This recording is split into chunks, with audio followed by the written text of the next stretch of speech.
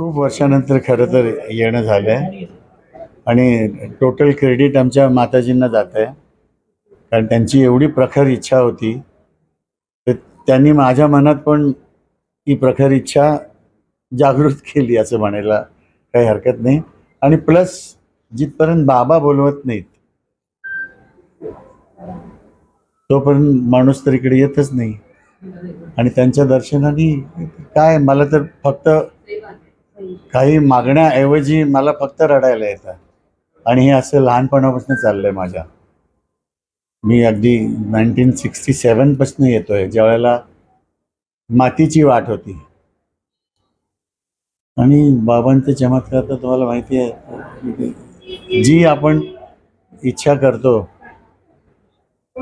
ती कशी ना कशी भले देर आहे दुरुस्त येते. तर त्यामुळं म्हणून तुम्ही बघताय सगळी कसं अगदी लोकांचा अगदी लोटच्या लोट येत असतो. आम्ही तर नाशिकला वरचेवर येत असतो सध्या माझ्या त्या प्रॉब्लेममुळं.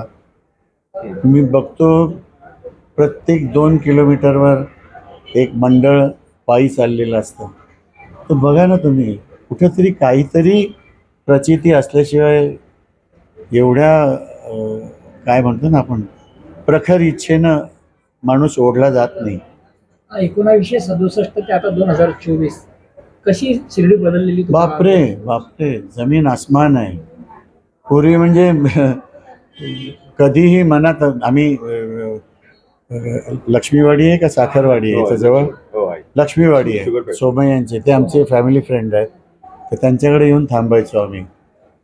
तर ज्या वेळेला मनात यायचं सायकलीवरनं यायचं, बाबांच्या समोर तासन तास बसायचं आणि मग निघून जायचं.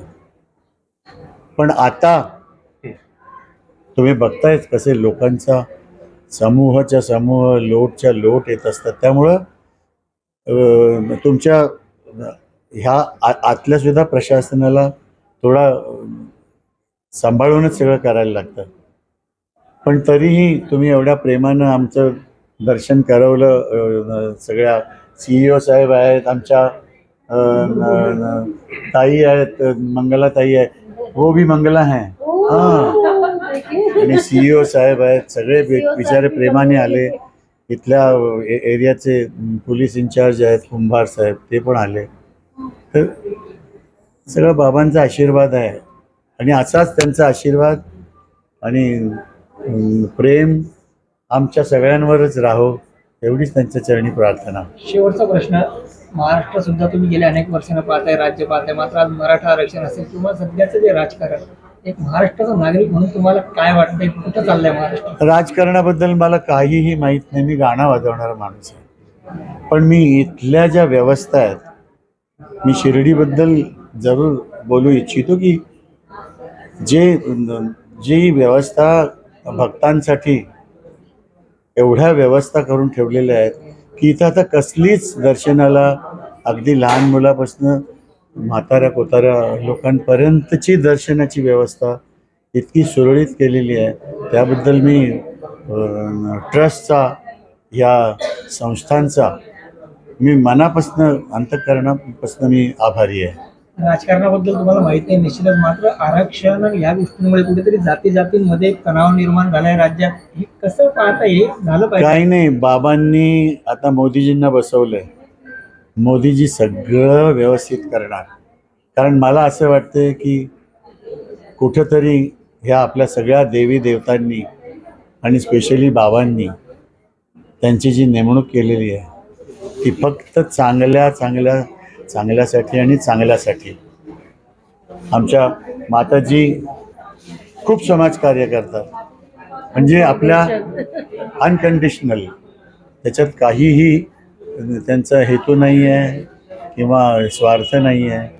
आणि आपल्या बुद्धीच्या बाहेरची ते समाजकार्य करतात. हंस फाउंडेशन म्हणून आहे, त्यांच्याच आज प्रखर इच्छेने आम्ही सगळे इथं आलेलो आहोत. धन्यवाद.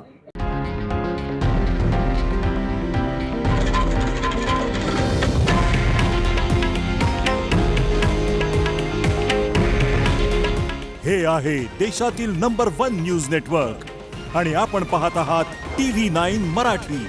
काळजी तुमची, हित महाराष्ट्राचं.